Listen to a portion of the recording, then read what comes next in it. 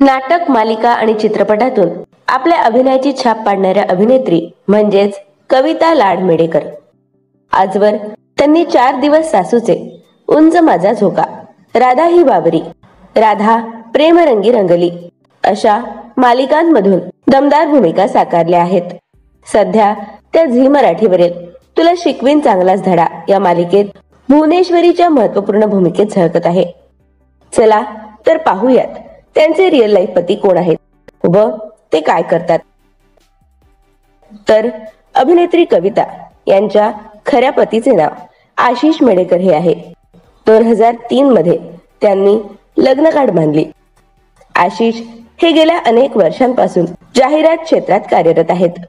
तसेच ते मुंबईतील ट्रीटन कम्युनिकेशन्स मध्ये कार्यकारी संचालक पदावर कार्यरत आहेत. तर तुम्हाला अभिनेत्री कविता आणि आशिष यांची जोडी आवडली का?